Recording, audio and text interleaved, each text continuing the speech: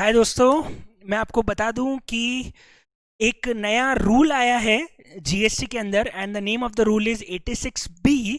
और इसके नाम से ही एक व्यापारियों के अंदर एक हलचल हो गई कि भैया ये नया रूल क्या आ गया है और इसके अंदर ऐसी क्या खास बात है, क्यों इतना खतरनाक रूल जो है वो लोगों को लग रहा है। तो मैंने सोचा कि क्यों ना एक छोटा सा वीडियो बना के एक्सप्लेन कर दूं कि इस रूल के अंदर एग्जैक्टली है क्या और क्या ये रूल बोलना चाह रहा है। सारे बच्चे या जो भी लोग जुड़े हुए हैं चैनल पे, कम से कम वो अपडेटेड रहना चाहिए कि इस रूल के अंदर एग्जैक्टली पॉइंट क्या है। अखबार में भी इस रूल के बारे में बहुत सारी बातें थी, पर पहले ये समझते हैं कि एग्जैक्टली इस रूल का रीजन क्या रहा। मैं आपको बता दूं, पिछले कुछ सालों में जब से जीएसटी आया है तब से जीएसटी के बहुत फ्रॉड्स हुए हैं। मैंने कुछ न्यूज़पेपर के आर्टिकल्स की कटिंग यहाँ पे लगाई है और मैं आपको बता दूं 250-250-300 करोड़ के टर्नओवर के फ्रॉड्स हुए हैं। लोगों ने डमी कंपनीज बना के बहुत सारे आईटीसी को बेचा है, ट्रांसफर किया है, सिर्फ बिलिंग करी है। कंपनी सिर्फ क्या है, बिलिंग पे है साहब। क्या करती है, खरीदती है बेचती, खरीदती है बेचती। कोई कैश ट्रांजैक्शन नहीं है, कोई असेट्स नहीं है, कोई इनकम टैक्स नहीं है, कुछ भी नहीं है। बस अपने आईटीसी को आगे ट्रांसफर करने के लिए आगे से आगे बिलिंग कर रही है। इस कारण बहुत सारी कंपनीज जो हैं वो बनाई गई थी और सरकार ने पिछले 2-3 सालों में पता नहीं कितने फ्रॉड्स ऐसे ट्रेस किए जहां पे इस तरह की कंपनीज को फाइंड आउट किया गया। तो सरकार को लगा कि यार कैसे इस फ्रॉड को रोका जाए, उसके लिए सरकार ने एक सॉल्यूशन निकाला और रूल 86B लेके आए। अब ये रूल 86B एग्जैक्टली क्या बोलता है वो हम सबसे पहले एक्सप्लेन करते हैं, समझते हैं क्या है।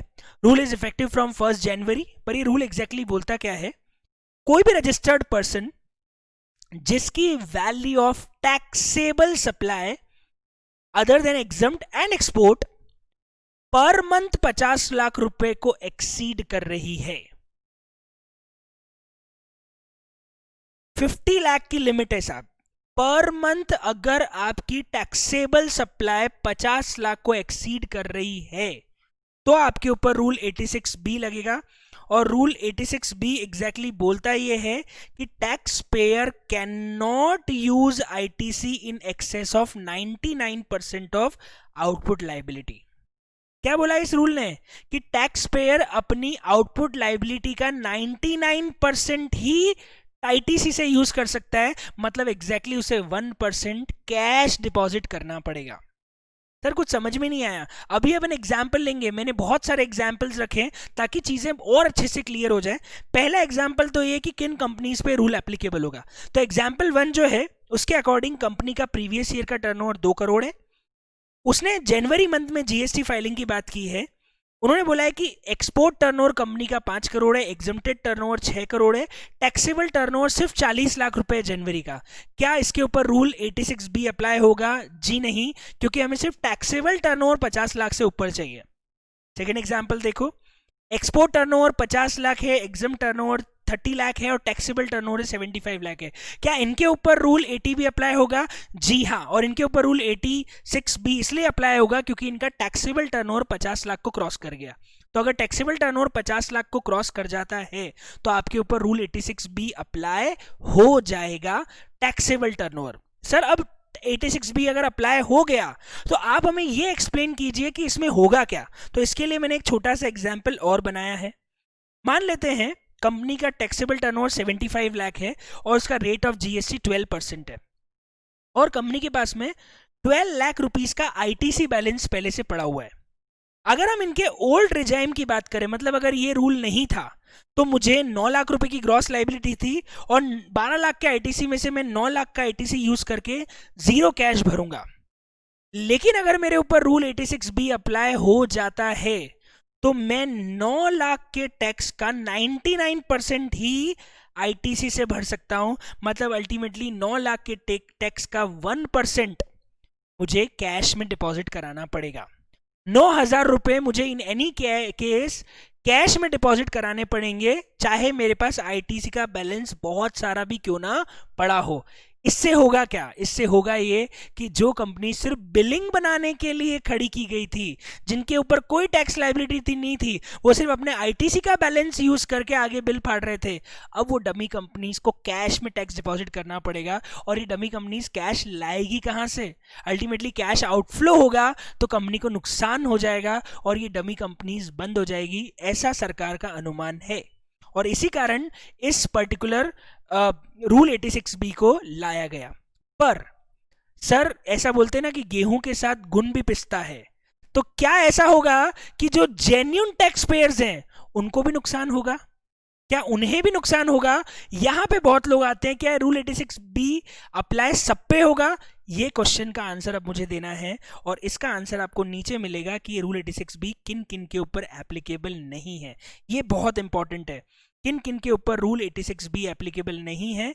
सबसे पहला पर्सन है ए सेड पर्सन और द प्रोप्राइटर, मतलब वो बंदा, या अगर वो बंदा कंपनी या मैनेजिंग डायरेक्टर है कंपनी का तो, या एचयूएफ है तो करता, या पार्टनरशिप फर्म है तो कोई भी एक director, any of the two director, या कंपनी का डायरेक्टर या managing director, company partnership firm का पार्टनर, या कोई ट्रस्ट है तो उसका ट्रस्टी के बोर्ड में जो मेंबर है वो अगर 1,00,000 रुपए का इनकम टैक्स पे किया है पिछले 2 सालों में, और यहां पे लिखा है in each of the last 2 year, each मतलब 2 सालों में, पिछले दोनों सालों में अगर कंपनी ने, कंपनी के डायरेक्टर ने, पार्टनरशिप फर्म ने, पार्टनर्स उसके एक भी पार्टनर ने, प्रोप्राइटर ने, ट्रस्ट ने, उसके बोर्ड ऑफ ट्रस्टीज ने, किसी ने भी अगर 1,00,000 रुपए से ज्यादा का इनकम टैक्स पे किया है पिछले 2 सालों में, तो आपके ऊपर ये प्रोविजन अप्लाई नहीं होगा, क्योंकि सरकार का ऐसा मानना है कि अगर आप इनकम टैक्स भर रहे हो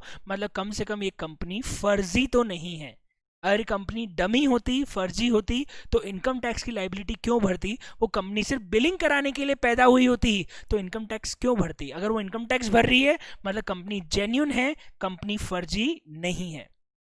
दूसरा, अगर उस बंदे ने, जो बंदा टैक्स पेयर है, कंपनी प्रोप्राइटर जो भी है, वो अगर टैक्स पेयर है, उसका अगर 1,00,000 रुपए से ज्यादा का प्रीसीडिंग ईयर में रिफंड है एक्सपोर्ट के कारण या इन्वर्टेड ड्यूटी स्ट्रक्चर के कारण, एक्सपोर्ट या इन्वर्टेड ड्यूटी स्ट्रक्चर के कारण अगर उसका 1,00,000 रुपए से ज्यादा का रिफंड है तो उसके ऊपर भी ये क्लॉज अप्लाई नहीं होगा। सुन लेना, किस कारण से आईटीसी का रिफंड मिलता है? एक्सपोर्ट और इन्वर्टेड ड्यूटी स्ट्रक्चर के कारण, तो वहां अगर रिफंड है तो वहां भी ये क्लॉज अप्लाई नहीं होगा। तीसरा, ये शानदार पॉइंट है, हम खड़े हैं मान लीजिए जनवरी 20 में, अगर उसने इस साल फाइनेंशियल ईयर में मान लीजिए अप्रैल और दिसंबर 20 तक टाइम निकल चुका है, अगर इस टाइम में उसने अपनी कैश में 1% से ज्यादा का टैक्स भर दिया है, मतलब मान लो उसका टर्नओवर 5 करोड़ है और 12% जीएसटी के हिसाब से उसकी ग्रॉस लायबिलिटी 60 लाख रुपए है पिछले 9 महीने की, अप्रैल से दिसंबर तक की, अगर उसने 60,000 रुपए भी कैश में भरे हैं, मतलब आपको चिंता करने की जरूरत नहीं है। अगर आप इस बार बहुत सारा आईटीसी लेके बैठे हो लेकिन आपने पिछले महीनों में कैश में टैक्स भरा था, तो भी आपके ऊपर ये रूल अप्लाई नहीं होगा। तो अगर आपने 1% टैक्स भी कैश में डिपॉजिट कर दिया था पिछले इस फाइनेंशियल ईयर के जो महीने निकल गए हैं उनमें, तो भी आपके ऊपर ये प्रोविजन अप्लाई नहीं होगा। और last, government department, PSUs, local authority और स्टैट्यूटरी बॉडीज के ऊपर भी ये प्रोविजन अप्लाई नहीं होगा। मतलब लोग जबरदस्ती खौफ खा रहे हैं कि रूल 86B आने के बाद टैक्स में, कैश में टैक्स भरना पड़ेगा। अरे अगर आप इन बड़े एसएससी और आपका टर्नओवर 50 लाख का है तो आपने तो इनकम टैक्स 1,00,000 रुपए से ऊपर का पिछले 2 सालों में भरा ही होगा ना। या आपकी अभी आईटीसी ज्यादा है तो आपने पिछले 9 महीने 8 महीने जितने भी निकल चुके हैं उनमें आपने कैश में तो टैक्स डिपॉजिट किया होगा 1% से ज्यादा का। अगर किया है तो आपको चिंता करने की बात नहीं है। मतलब सरकार का मेन ऑब्जेक्टिव इस प्रोविजन को लाके सिर्फ और सिर्फ उन डमी कंपनीज को बंद करना था जो सिर्फ बिलिंग करने के लिए खड़ी की गई है। आ गई आपको बात समझ में? Thank you so much, stay tuned, आप इस चैनल पे जुड़े रहिए, आपको आईटीसी के और अपडेट्स इस चैनल पे मिलते रहेंगे। Thank you, good day, bye bye, thank you.